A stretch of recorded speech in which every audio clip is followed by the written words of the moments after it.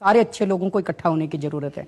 जहां भी कोई काम ऐसे एक दो अच्छे लोगों से मिलवा दूं मैं आपको। सर, 1 मिनट आप सुन लीजिए जिनको आपने। मैं 2 मिनट तो मेरे को बात नहीं करने दे रहे। अरे आप ही को तो बात करने दे रहे हो अब तक। बीजेपी और कांग्रेस के अंदर जब भी कोई आदमी आता है, बीजेपी या कांग्रेस या किसी और भी पार्टी का, और हमारी पार्टी में आना की टिकट लेना चाहता है, मैंने जैसे बताया कि हम एक एक आदमी की जांच करा रहे हैं।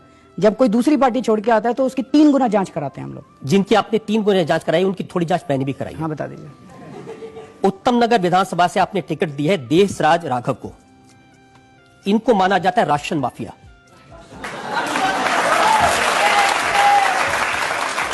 लोकायुक्त के पास इनकी शिकायत है जिसमें कहा गया कि राशन और मिट्टी के तेल की इनके और इनके परिवार के नाम में 20 दुकानें हैं।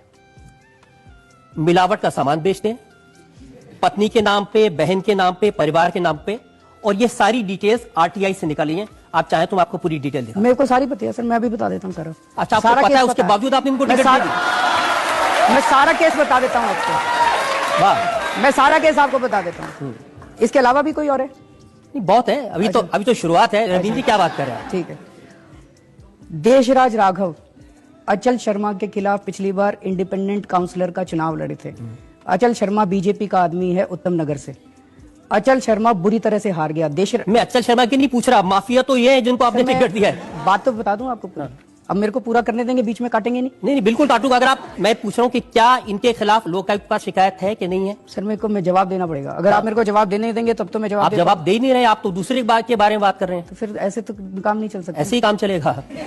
आपकी मर्जी। जब राजनीति में आए तो ऐसे सख्त सवालों के जवाब देने पड़ेंगे। मैं जवाब देने अब आप बच नहीं सकते इन चीजों से। तो बता तो रहा हूँ मैं। अगर आप बेईमान बाजू को टिकट देंगे तो सवाल तो पूछे जाएंगे आपसे। तो आप जवाब ही नहीं देने दे रहे, आप सवाल ही पूछ रहे हैं। आप जवाब नहीं दे रहे हैं ना।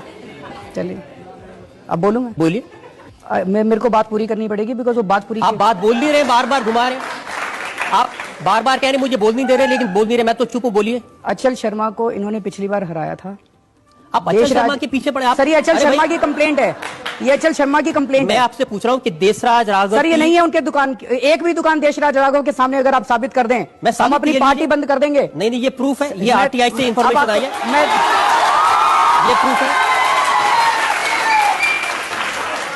ये आरटीआई की इंफॉर्मेशन नहीं है, ये अचल शर्मा की कंप्लेंट की कॉपी है। ये कंप्लेंट की कॉपी। हाँ, लोकायुक्त से आई है। मैं आपको कंप्लेंट तो कोई भी कर सकता है। अगर आपको आरटीआई का शौक है, दिखाइए। ये लीजिए आरटीआई। ये आरटीआई की कॉपी है। इसके बाद भी एक और आरटीआई हुई थी। इसके बाद एक और आरटीआई आई थी। एक मिनट सुनिए। ये आरटीआई दे दिया, इसके बाद एक और आरटीआई होगी। सुनिए तो सही, आप मेरी बात नहीं सुन रहे।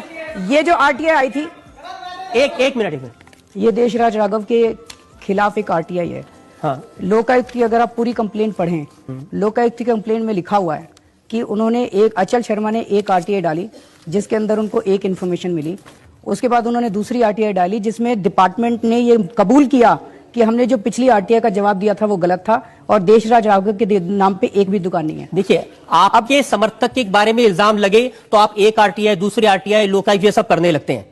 किसी दूसरे के बारे में इल्जाम लगे, सबूत हो ना हो, आप इल्जाम लगा देते हैं। सर, मैं जिस देशराज यादव की एक इंटरेस्टिंग बात बता देता हूं, ये तो छोड़ दीजिए। चलिए, आप कह रहे हैं पहली आरटीआई, दूसरी आरटीआई। इनके पिताजी की डेथ हुए 4.5 साल हो गए। ये मेरे पास बैंक के रिकॉर्ड है, उनकी पेंशन अभी भी उनके नाम में आ रही है। सर, इन्होंने देशराज राघव ने बैंक को और डिपार्टमेंट को उसी टाइम लिख दिया था। अगर आप मेरे को बताते, दूध के धुले कि बैंक को कह दिया पिताजी के पेंशन मत देना, मरे हुए 4.5 साल हो गए। कह दिया था सर। क्या बात कर, मैं आपको चिट्ठी की कॉपी दिखा देता हूँ।